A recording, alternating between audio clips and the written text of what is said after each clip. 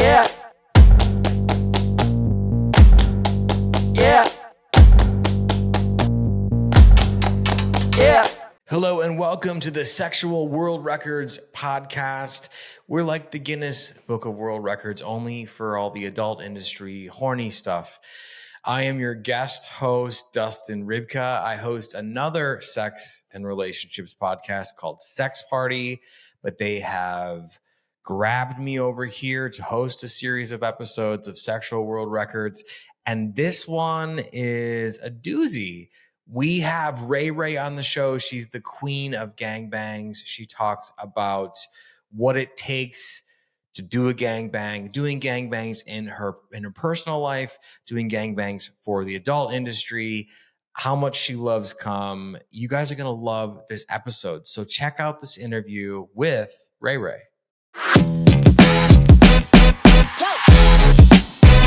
Ray, welcome to the Sexual World Records podcast. How are you doing?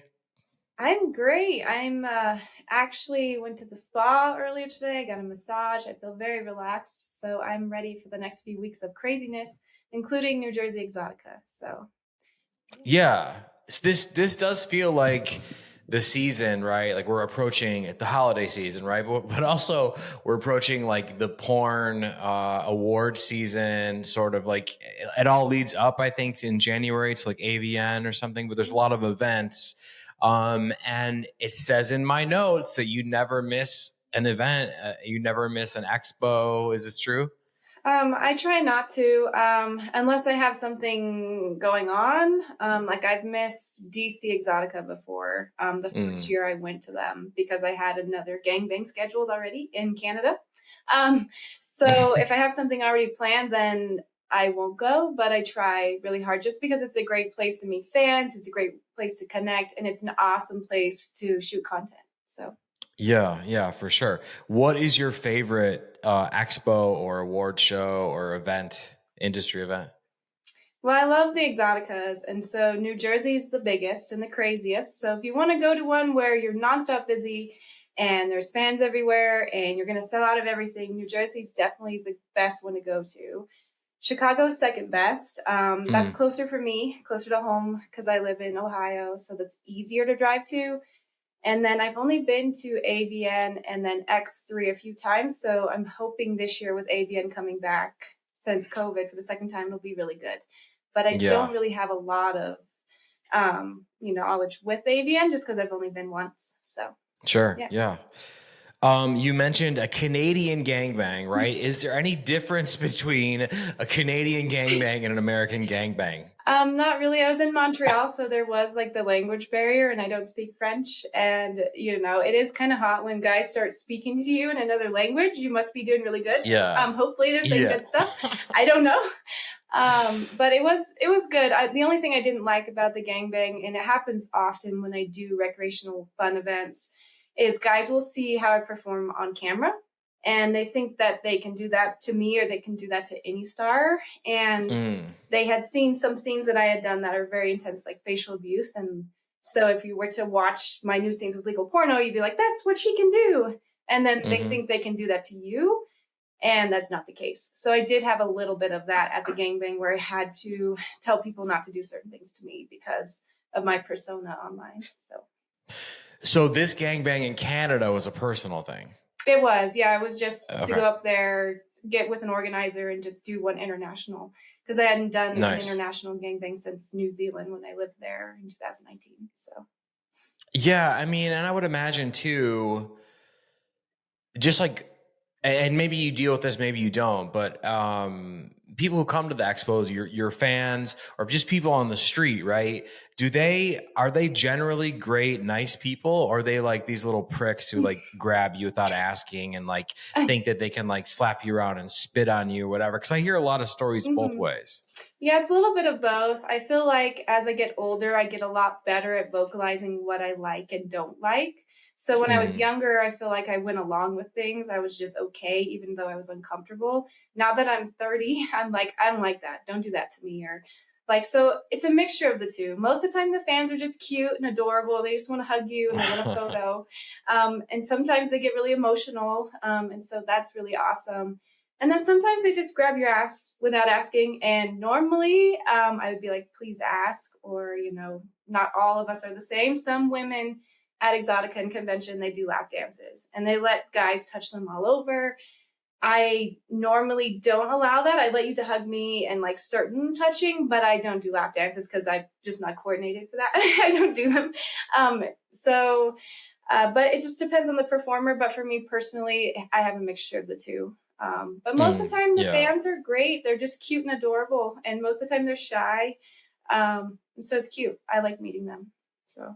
Yeah, I like running my podcast and just being involved in this world. It's like you hear so many horror stories about just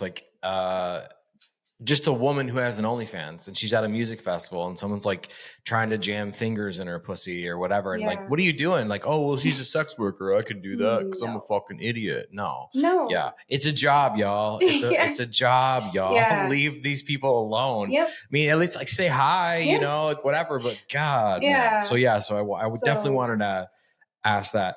Yeah, it's definitely a job. I mean, I'm even working on vacation. I'm doing this podcast, which I love doing, and I love being able to talk about all of this stuff. But it's a nonstop job. Every day I'm talking to new people, making new connections, working on administrative stuff, planning new shoots. So every day, even though I'm self-employed, I'm working towards bettering my brand. So it's nonstop. I couldn't do it alone. Like I have a good team of people who help me because if I didn't have them, I would probably go insane. So yeah, well, insane is not a good place at all. So, okay. So for the people who may be tuning in, right, I usually ask this right away, but I caught a bunch of interesting stuff and I chased it with you. But for the people tuning in that may not know who you are, know what you do, can you talk a little bit about who you are and what you do? So I'm known as the queen of the gangbang. I don't do a lot of gangbangs anymore just because my recreational gangbangs that I do for fun are very large numbers and they're extremely hard to set up. That is totally different than my persona online. I do love the gangbangs. I love the threesomes. I can do it all. So I am known for all of that more hardcore stuff. But recently, within the last few years, I've gotten very into narrative, into in-depth scenes. So I've been hiring talent for my own production. I've been putting a lot of time and effort into all the scenes that I produce, including writing scripts, getting sets, getting makeup and hair. So basically doing everything that a big production company does, but just myself. And it's a lot of work. It's enjoyable. Like I just produced earlier this year, we remade The Breakfast Club with 6 women. It was amazing. It was a lot of work, but I'm very proud of the scene. And so if you look at my old stuff, you'll see a lot of a hardcore performer who can do any position and take on any guys. But nowadays I'm trying to evolve and become more of a high-end production, like indie production company. So that's what I do. So. Well, it's saying here the powers that have me hosting this podcast have inserted into my notes that you hold the sexual world record for most gangbangs between industry and personal with over 400 gangbangs. Is that true? That is not. So I have not done 400 gangbangs. I've done about 70. Okay. I have in my own personal life done 41 guys in a night. I am prepared to do more, but like recreational gangbangs or just gangbangs in general are very hard to set up. I could probably talk for hours about that. Just the logistics involved trying to get 40 to 60 people in a room is just really difficult. And so I am searching for the 50 guys, the 100 guys, because I want to get a title belt. I want to get a belt saying I fucked 100 guys in one night. Like, it's really hard to do though. And I do have requirements. I have criteria, just not just anyone can come. And so that makes it harder as well. The more restrictive you are, the less people you get. So. Of course. Well, what are some of your, some of the things you have to have for someone to participate in a gangbang with you? So, I'm not into older guys. So usually my age cutoff is 45, 50, just because I don't really want to be having sexual relations with anyone who's my dad's age, just not my own personal thing. And then I want someone who's in decent shape, someone who takes care of their body. Because if I'm going to be having sex for 4 or 5 hours, I want to be turned on by the guys. You don't have to be like an Adonis, like, Quentin James or anything. But, have to be in decent shape. And the biggest thing for me, well, there's two things. The first one is hygiene.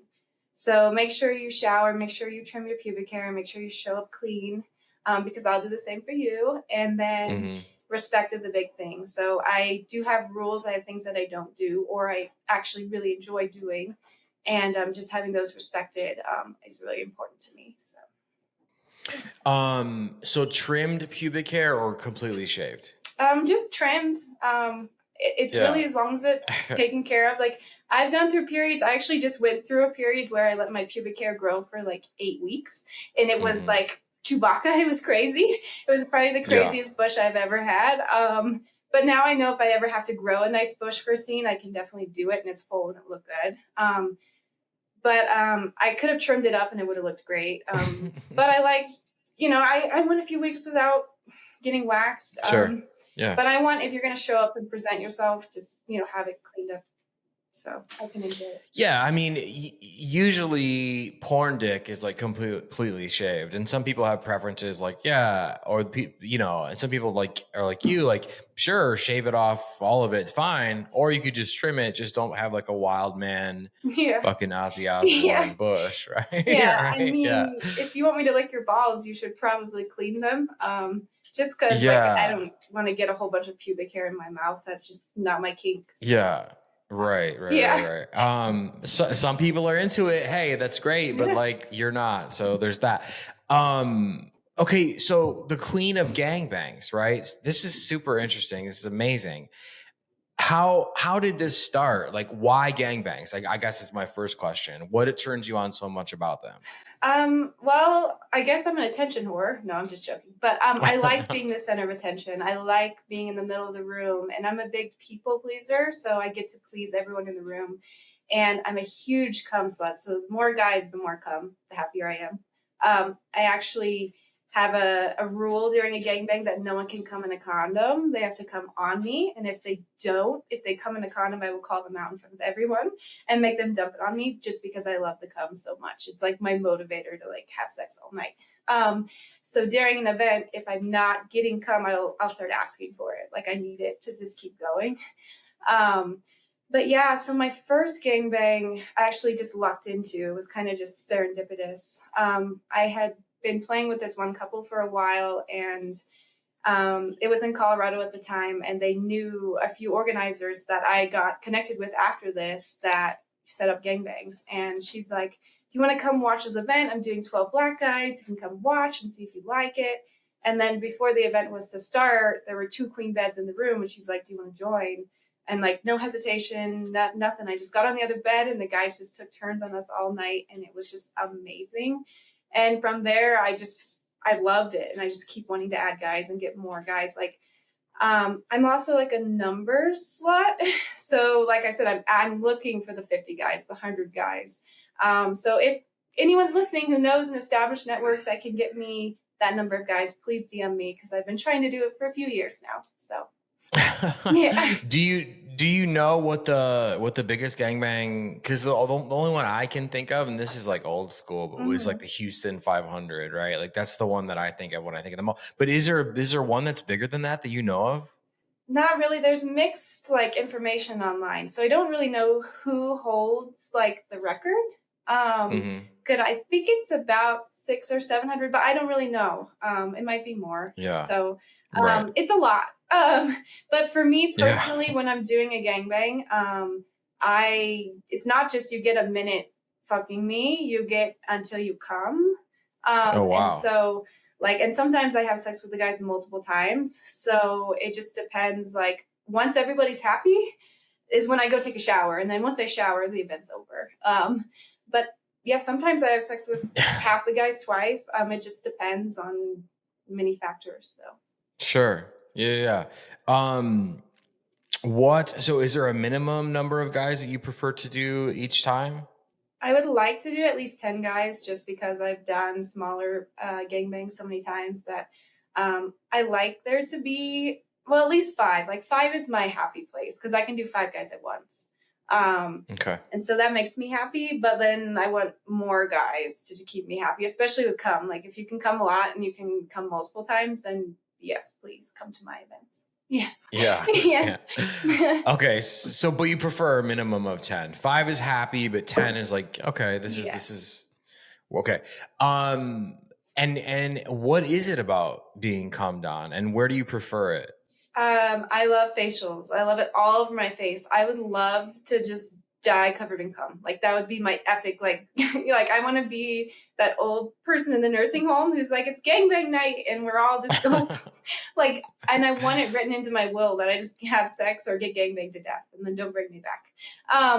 So I don't really know where the cum on the face comes from. I've thought about this a few times, like trying to remember the first time I got a facial, but like something just takes over my body and I just get giggly. I get overly excited. Like it's just one of my favorite things to have happen to me.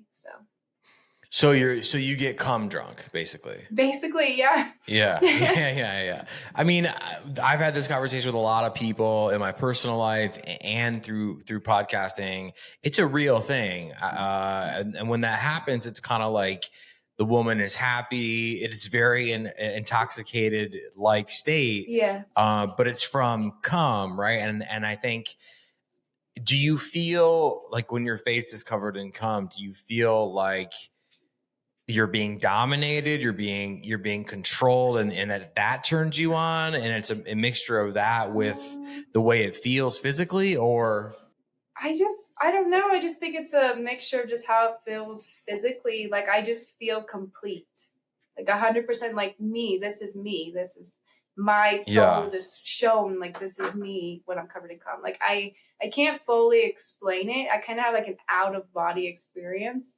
And I've had guys who I'm like, come on my face. They're like, really? I'm like, yeah, I love it. And then they do it to me and they're like, oh my gosh, you really like that. And I'm like, yeah, I do. Like, I'm not just saying for you to come on me for your enjoyment. Like, it's for me. Like, trust me. Like, so. Yeah, that's the best. So, okay. So you do this scene, or was it a scene, or was it just something you did with a woman the first time you had a gangbang? Oh, that was just my first gangbang ever. So that was before I started porn. So that was like 3 years before I started doing porn at all. Okay. So then from there, do you start to like just have sex with, like, find ways to have sex with multiple men at the same time on your way to porn, or what happens next after that? So I got in with the organizers that had set up her gangbang, and then I started organizing some of my own. And then while I was in Colorado before I moved to New Zealand, I did probably 10 to 12 different gangbangs while I was there, with a mixture of 10 to 25 guys. And then, so I just kept striving for more and more numbers. So back then I hadn't gotten to the big numbers that I am now, but I was just adding numbers constantly back then. And then I took the love of gangbangs to New Zealand. Sadly, over there, they are not big into the gangbang thing. It was very hard for me to set up anything overly large. So I think while I was there in Wellington, I was able to do 20 guys, and then a few other events that were smaller. But I actually didn't think I'd ever do porn. And the main reason is because I love sex. I love everything about it. And I was afraid that if it became my job, I would resent it, I would hate it, and it would no longer be what I like to do. And there are days that I'm like, oh my gosh, I'm not getting anywhere. This is like crazy. And like, I want to just go back to just having sex for fun. But which is why I have my own personal sex life outside of porn, which I need. And I would highly recommend any performer have a personal sex life outside of porn, because you need it to be sane. But I had the opportunity to do 2 scenes in New Zealand before I moved back to the States. And they were with Oscar Mike, which is a company over there. And it was great. I loved being on set. I loved filming. And then from there, I kind of just was like, well, maybe this is something I want to do. And the rest is history. So when you got into the industry, did you start with gangbangs, or did you do other stuff and then kind of lead into it? Because, they always say, like, to start with like boy girl, right? And like, Mhm. or girl girl go into boy girl, whatever it is, but Yeah. start like normal, right? And just and normal, and normal so boring. Yeah. And like light and like tease it and da da da. Or Mhm. did you start right away with the gangbang, or did you work your way into it? I just started right away at exactly the level I was at, and I actually reached out to several agencies, and I had some actually tell me like I would need to rebrand, I would need to change my name, and need to start all over again because there's no agency. They were like, no agency will pick you up if you're starting a Hmm. gangbangs. Like they can't get whatever they need out of you. Like you'll need to rebrand, you need to change your name. And I was like, well, that's everything I need to know about potentially getting an agent. And that was very early on. So I've learned a lot more working with agencies about hiring talent and whatnot, how that's not actually the case with a lot of them. Sure. But it was very like unnerving to me at the beginning, being like, well, I can't be myself.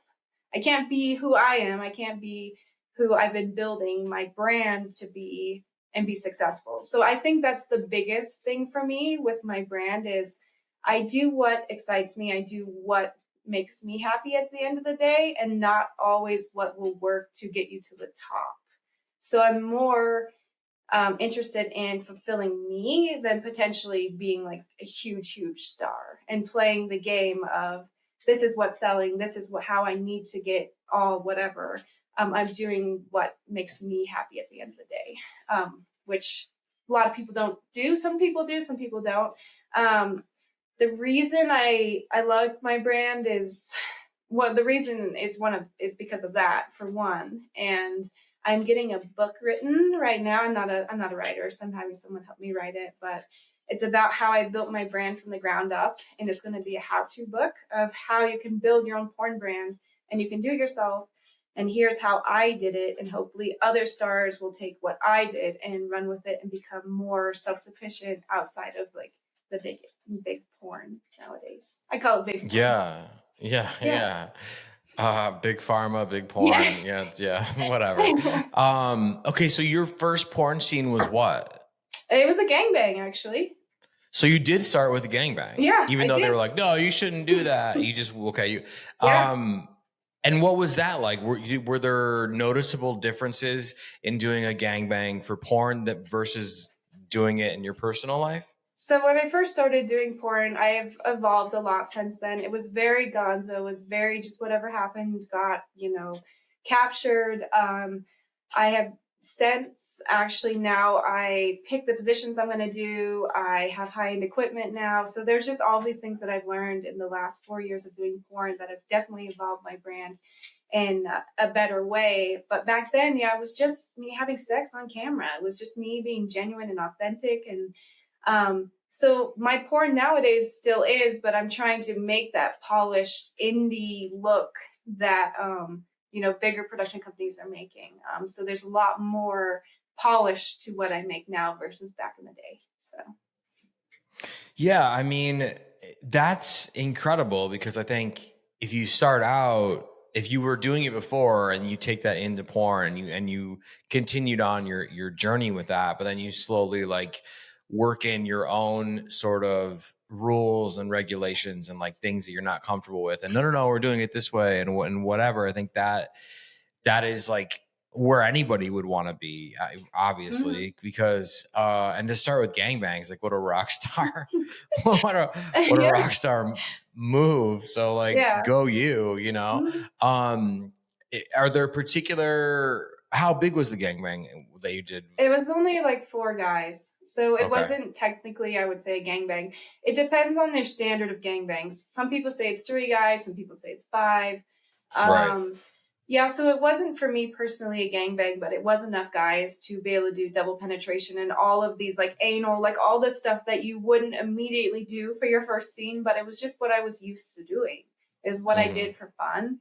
And so that's what you'll see on camera is me actually having sex, me enjoying it, and me being genuine and authentic on camera. So, yeah. Right. So where do you think? So you think a gangbang starts at 5 guys? I do, yeah. Personally, for me, 5 guys is manageable, but it depends on the woman what she's made, like what Sure. she can do. Because some women don't do anal, some women don't do double penetration. Some people can't hold their body up and suck dick and jerk two dicks at the same time. So it just Yeah. depends on what she's, open to doing. So. Yeah, these are talents. And when we say Five Guys, we're talking about 5 actual guys, not the restaurant, not the burger place. Yeah, I would have both. I'd have 5 guys and then 5 guys. Yeah, like you should make a fucking movie called Five Guys at Five Guys. Yeah. And just like, That'd be there we go.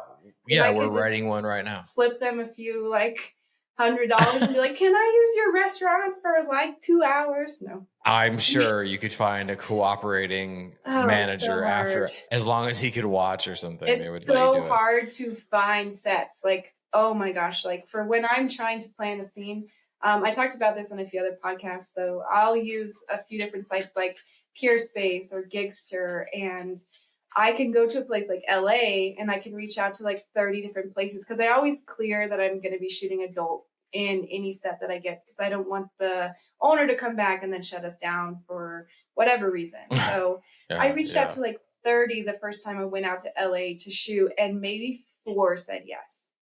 And that's in LA. Wow. The porn capital of the US. So the discrimination is everywhere, and it's so hard to find just sets to be like, I want to do this idea. I want to create this. And sometimes you can't because you just can't find the right set. So.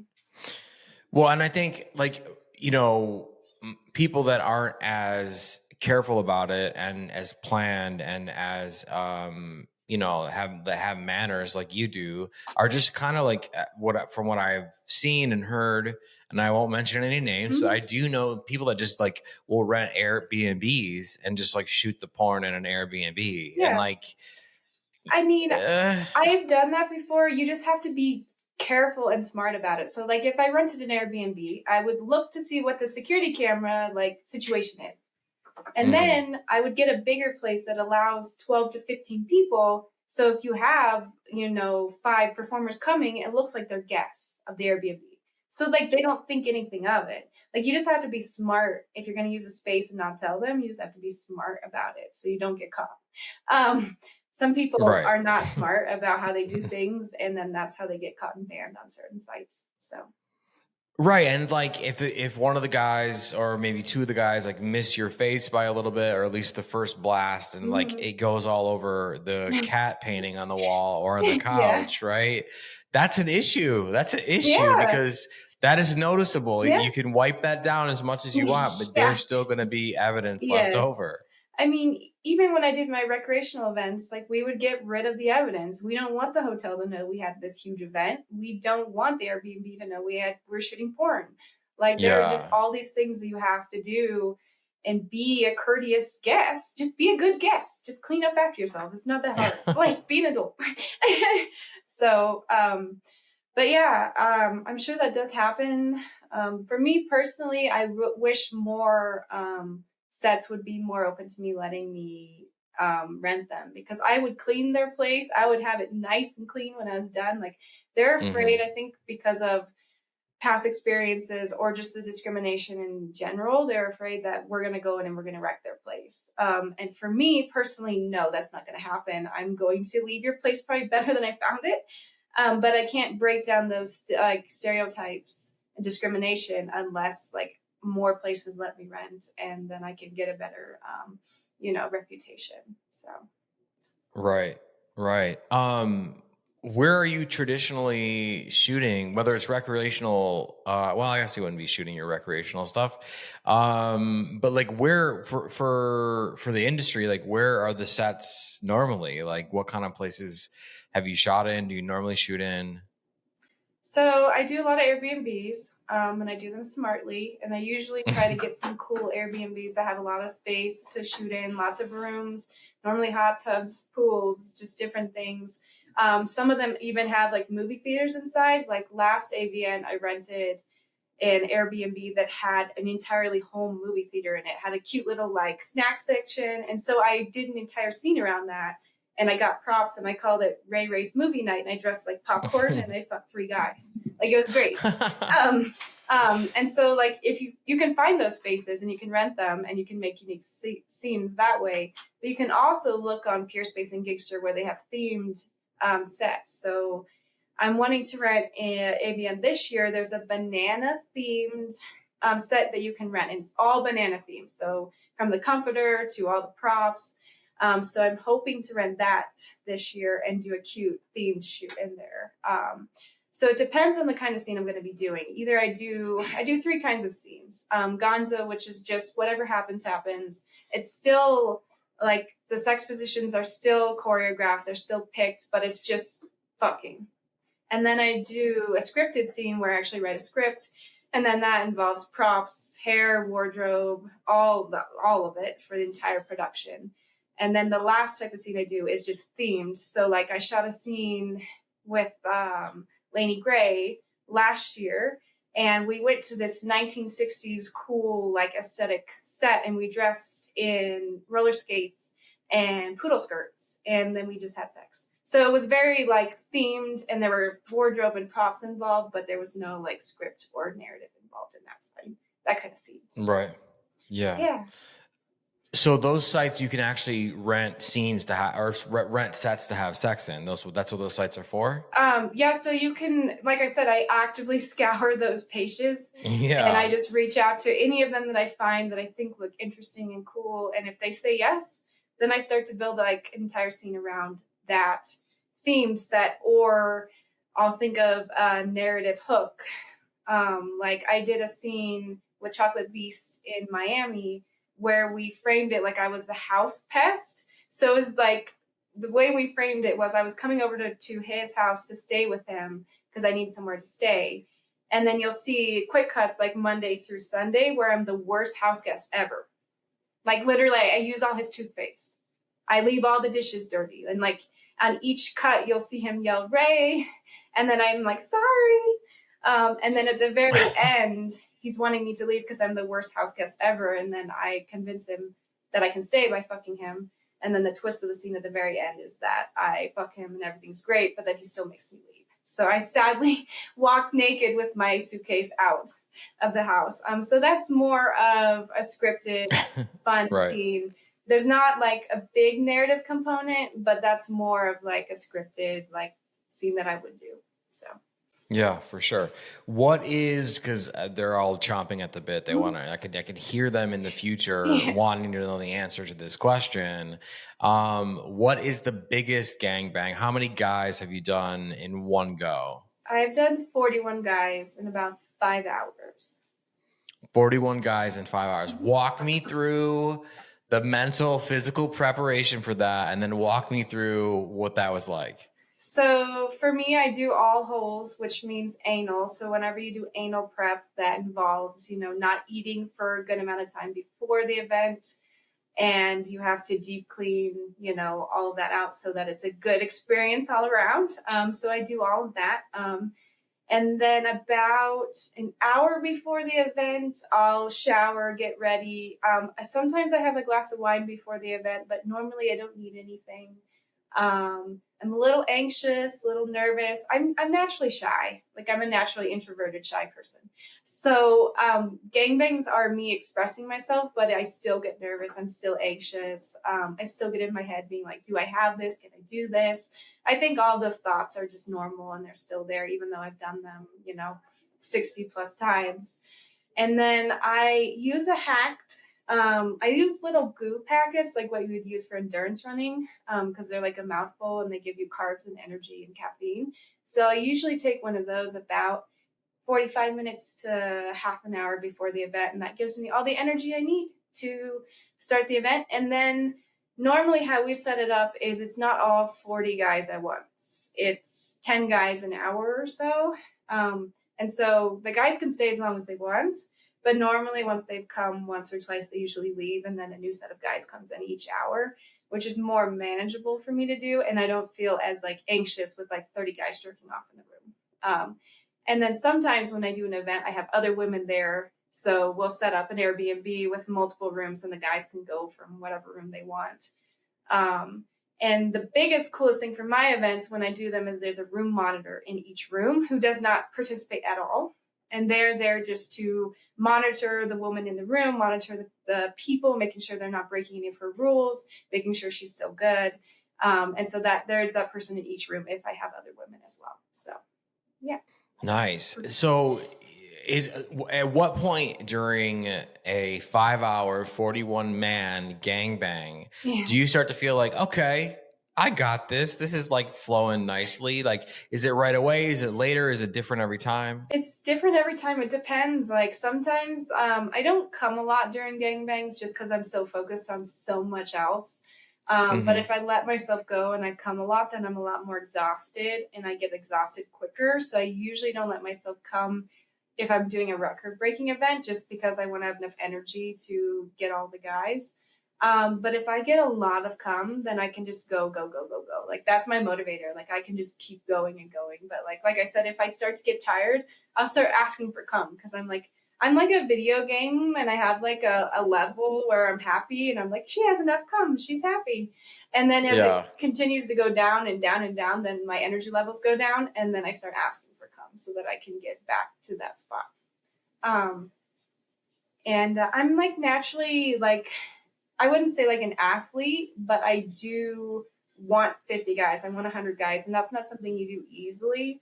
But it's something that I definitely want to strive for. To feel like I have the capability of doing. So Well, I mean, okay, so what do you mean you don't come with the, okay, at the, okay, when at the very end, or like towards the end, do you let yourself finally come? I would imagine that would be Mhm. frustrating to not come. Yeah, so I am a people pleaser, so I'm naturally very happy just pleasing all day. So like even if I did a 10-man gangbang and I didn't come, I would be like so fulfilled by making everybody else come that I could just go make myself come. Like it's not a big deal to me if I don't come, just because I enjoy giving. It's my favorite thing to do. So yeah, sometimes I just am so overstimulated or I'm doing so much, like keeping my mouth straight, jerking two dicks off at once, like making sure my pussy's good and my ass is angled right. Like there's so much going on in my head that mentally I can't come because I'm like focused on five guys at once and coming's all in your head. And if you're not in the right headspace, Very you true. won't come. So Right. Have you ever been so overwhelmed and turned on that you just like come on accident? Has yes, that happened? it has happened Okay. many times. How Like often does that happen? It's rare. Sometimes when I'm getting double penetrated or if like I have a huge dick in my ass, that definitely helps. A lot. But yeah, it's rare. Sometimes I'll come like if guys come on me, like if multiple guys start coming on me, then I'll like can come like really easily from that just because it's my favorite thing. So yeah. Yeah. Yeah, for sure. And in these scenes, right? Like, let's say the first 10 Mhm. come in, they come on your face, right? So you've got a face full of cum. Are you leaving it there and Yeah. the next 10 guys are coming in, just adding Yeah. to it and adding to Hmm. it? Yep. So you don't touch it, you just let it go. You let Hmm. it drip down Oh yeah. the whole thing. I Okay. love it. Just more and more. Just rub it in. Yeah. That's how I stay young looking. Yeah. And if it's in your eyes, you just kind of like move it out of the way, or I have eye drops, so every now and then, if it gets in my eyes, I'll just stop and put eye drops in and keep going. So mm-hmm.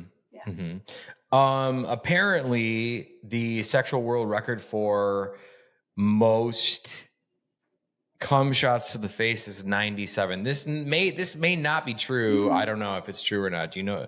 Is this true? I don't know. Like I feel like there's so much Yeah. mixed knowledge that I don't really know what is accurate or not. That's amazing.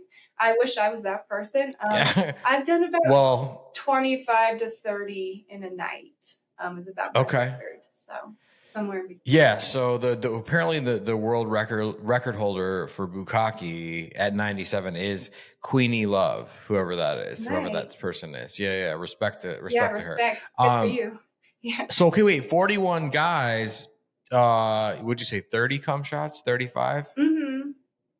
So Yeah. some of those guys didn't never came. They got too Yeah, nervous. well, sometimes, like in that event, particularly, to be able to get a large number of guys, you usually have to have other women, and so some of those women may have taken that cum. Um, They took your cum shots. Yeah. yeah, so I've always told women like you can share a dick with me, but if you steal the cum from me, we're not friends anymore. Like, it's not really true, but I definitely am a very selfish cum slut. Like, I'm fine sharing dick, but like the cum is mine, like straight up. So, Mm. Yeah, no, that's I feel like that's so okay, like in a scene where there's a guy or Mhm. guys, right? And he's coming on your face and other women's faces. I don't know if Mhm. you've been in that position before. Yeah. And like one girl gets more cum. Do you just hop over and start licking it off, or I mean, it depends on how we choreograph the scene. So all of that is like picked beforehand. So I sure? would already know what's going to happen when it comes Mm, to a porn scene because you strategically use the cum in the best way possible. Like I'm about to do a scene with 6 performers and 1 guy, and the way I want to end the scene is a 6 woman cum swap because I've never seen that in porn before. yeah. Maybe I haven't seen it, but I'm sure it exists somewhere. But I thought it'd be cool to recreate that. So yeah. Yeah, no, for sure. And also, so it says here that you are the winner of 3 Fleshbot awards, right? This, and tell me wherever this may be wrong, right? Uh, Um, I don't think I'm. female Yeah. female performer of the year. Does any of this sound familiar? Did they give you the wrong note sheet? What is this? I haven't won any awards. I've been up for a lot. I've been nominated for Mm. several, but I have yet to win any. I would love to. I would love to be like female performer of the year. That'd be amazing. But that is not me. I would love to take credit for that, but that's definitely not me. So Well, we'll find the note taker. We'll fire him because okay. that's the second thing in this interview that it's not true. How many scenes do you think you shot so far in 2023? Oh, I'm trying to think. Probably I've drastically reduced the number of scenes that I do just because they're a lot more technical now based Mm-hmm. on just scripts and hiring talent. So I would say around 40 this year. I still have Oh several wow, left to do, yeah, you just got because two I have a months. lot of catalog left over from other years too, that is still being released. Like I'm releasing for Halloween, I did my own take on Wizard of Oz, and it is being released like right before Halloween, on the 30th. And so that was filmed actually like last year in September. So some of my scenes have yet to be released, and they were filmed a long time ago. So yeah. So are you playing Dorothy in that? I take it, and then do you okay? Oh, then you okay? I'm not even gonna try. You um, explain to me so who you play and what I'll happens, explain the please. scene. So like Wizard of Oz is an iconic film. Of It's a course. film that you always watch like around Halloween. And I love to decorate. So I knew I wanted to decorate the entire room for the scene. So I decorated the scene with the backdrop. I had a yellow brick road. I had everything.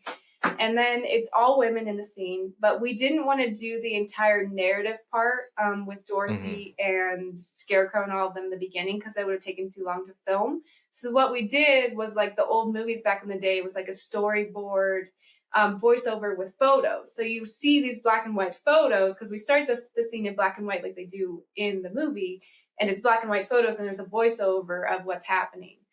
And then my editor, who's amazing, put a tornado in the middle of the scene, and then you'll see Dorothy start walking down the yellow brick road. It's all color, and then she says, and then she'll see all of us in character, and we're like Dorothy. Um, and then the Wicked Witch like starts following her. And there's a lot of other very dirty, fun sex stuff that happens after that. Like my editor is so good that when the witch like has the dildos to do the strap on stuff, he put like a little like effect showing like poof, and the dildos just like arrive in her hand. Um, and so it's cute, it's fun. It was a great way to do the scene, and everyone is cosplayed in the colorful part in Oz. And I was the Scarecrow because that's just who I wanted to be. So yeah. Yeah, yeah, yeah. No, I mean that's Scarecrow's a good one, right? That's Mm-hmm. that that's amazing. Um okay, so that was 2023. Okay, how many scenes do you think you did in 2022? Because the most scenes apparently in a year is Mm-hmm. 202. Yeah, that's a So, lot. mhm, So right that's the now, my sexual world catalog record. overall, I have about 180 scenes within the last 4 years, but I don't really count 2020. Like 2020 is just a lost year. Yeah, Like that's right. just right off. So like The 3 years. bubble. Yeah, I'd say I shot a lot more my first year and my second year than I did this year. So like probably 2022 was 50 plus, and then the year before that was even more. Just because I was shooting more less technical stuff back then. So it was a lot of just threesome, whatever happens gets recorded. And a lot of that back in the day when I first started was on a cell phone. And you have to start somewhere. But Yeah. now I have over 20K in camera equipment, which I use to produce my indie content. That's pretty good, I think. So No, that's amazing. And in these scenes, right? Like, since you are a gangbang queen, a cum queen, what do you do with all of the cum after a scene is over? Are you swallowing a lot of that? Are you showering that off? Are you like moisturizing? Like, what yeah, happens, like, realistically, what happens? Because it's a lot of cum, yeah, right? Like, it's fucking 20, 30 dudes, 10 dudes, 5 dudes. yeah. So what are you doing with the cum? Um, Normally I get like photos. So like during events, if I get really good facials, I'll get photos and I'll keep them for spank bank material later. Nice. But Yeah. at the very end, will be like a last call. It'll be like last call at a bar. It'll be like last call if you want to come. And then they'll like whoever comes, and then I just have to come on me, and then I go to the shower, and sometimes I'll make myself come in the shower before I wash it off. But then I normally take a shower and I eat because I'm really hungry from anal prepping and everything. So Yeah. yeah, Yeah, and the 5 hour scene that you just did, yeah, yeah. I'm sure it's exhausting. And you said you're not an athlete. Yes, you are. You are a goddamn athlete for sure, Hmm. for sure, for sure. They okay. So again, they want me to ask this question. It's fuck, marry, kill. Okay, I'm gonna give you three people. You tell me who you'd fuck, who you'd marry, who you'd kill. Okay. They pick these people, not me. So it is what it is. Here we go. Okay. Buck, Mary, kill. Sasha Grey, Autumn South, Taylor Gunner. Oh, well, I'd marry Taylor Gunner because she's my bestie. I would Okay. definitely fuck Sasha Grey. And then Okay. I guess kill Autumn South, but I like her too. But I Well, have to. Sasha Grey is just she's a iconic. legend. And Taylor's Yeah. my bestie. And like we just spent this last summer, we spent over 2.5 weeks together and we still love each other. So I think we could be married. Yeah. Yeah. I mean, somebody had to die in that. And so Yeah. it was only fair. Yeah. And she's not gonna be mad. Yeah. I mean, she'll be fine with it. Yeah. Yeah. I mean, I would do it nice. I would take like a nice pillow with like one of those old like single shoot revolvers and just be like super nice. Wow, yeah. Yeah. Yeah. Okay, so do you have any wild stories, any mishaps, anything that's happened like during a gangbang? It doesn't have to be embarrassing or like whatever, but like just something that's like, holy shit, that was crazy, Yeah. right? Like, do you have a story like that? I have a story about friendly fire that is completely hilarious. So these two guys, I'm doing Yeah. this event and I'm on my back and these two guys are jerking off onto me and I'm begging for the cum, which like I always do. And then one of the guys comes and another guy comes in, but he accidentally gets the cum on the other guy and he immediately freaks out. He's like, oh no, I don't like that. And he like runs to the bathroom and I'm like, are you okay? And he's like, no. It was just really funny and comical, like that you could be in a room, fucking this woman, but then as soon as you got someone else's come on you, you freak out and run away. It Yeah. was really comical, really funny. So, So did that guy finally, did he get to finish? Did he get to come, or like that guy ruined his cum well, shot or they were whatever? like coming at the same time. So, like, I guess, but it was like friendly fire. Like, I was in the military, so I was Yeah. just like, friendly fire. So, Yeah. it was really funny that he could be cool with everything else, but like he gets one guy's little drop of cum on him, and that's it. So Yeah, yeah, he ran away. Friendly fire is gonna yes, happen when you have that yeah. many dudes in a fucking. You gotta be careful. Mm-hmm. Oh, another event I had where I had a woman. So sometimes I have women who are interested in gangbangs, which is great, and you definitely should dive into the kink if you're interested. So I have had women come and watch before. And I had this woman, it was in New Zealand. We drove from Wellington to Auckland to do this event. And I can tell two stories about this one, but She goes up to the front desk, and don't do this. This is what you don't do at a porn scene or any like recreational event party you're going to. Don't do this. She goes up to the front desk and she's like, "I'm here for the party." And the guy she was there with, he was like, no, we have like a meeting, like it's fine. And so I was like, good thing she didn't give the room number or anything, but like, don't do that. That's what you don't do. You don't tell the front desk what's happening. And then that same night we were like on the top floor of this suite, and we had like the sheer curtain over, but you could probably still see. And so halfway through the event, the guys are giving it to me. I'm having a great time. Then we started to see these women across the way, like waving at us and like whistling. And they were all about what's happening. They were real into it, like super turned on and excited. And it was so refreshing to see that response to, instead of them like calling the front desk and being like, they're doing bad stuff. Like, because I've had that happen before too. Like, but it was so awesome for them to have the adverse, like, reaction of being like turned on and excited to what was happening in the room. So that was cool. Mm-hmm. Yeah, I mean, I feel like gangbangs, whether they actually are played out or not, are a fantasy for a lot of people. So to see someone else doing it is probably like, you know, some sort of endorphin release or whatever. I mean, every human has at least thought about it, you know, in a fantasy context or whatever. They're fucking great. Yeah. Okay, and you did two things you mentioned I wanted to go back to. Okay. One, that you were in the military, right? I was. What was that like? Is the military, being a woman in the military, like a horny thing? Do you have any hookup stories or any wild shit you could say about that? Yeah. Also, thank you for your service in the porn industry and in the military. Yeah, you're welcome. Yeah, so definitely I was known in my unit by several people as the slut of the unit, which is perfectly fine with me, because back in the day when I was 18, 19-year-olds, I could just get it wherever I wanted. Back in the day. I mean, I still can, but I was 19, so there's just a difference. Sure. But yeah, I would just have sex with anybody in my unit, and I was a private, so it didn't really matter. My rank was low. I had an amazing experience in the military. I didn't get any of that sexual harassment that some women get, which is not okay.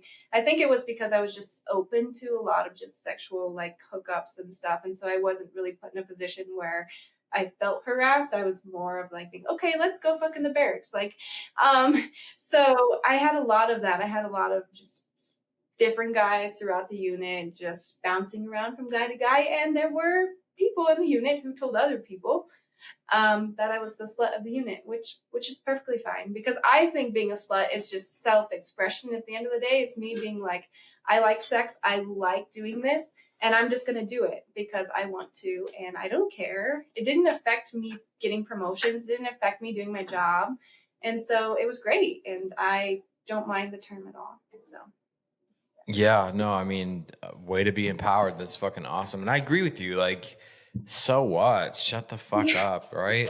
And, yeah. And you're just mad, or like maybe you need to go like fuck a guy in a minute so you're not so grumpy. I don't know.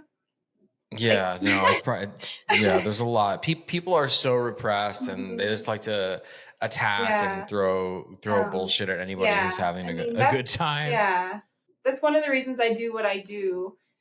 Showing both sides of it, showing that I am this woman who does gangbangs for fun, but I also am this porn star who does all of this cool content.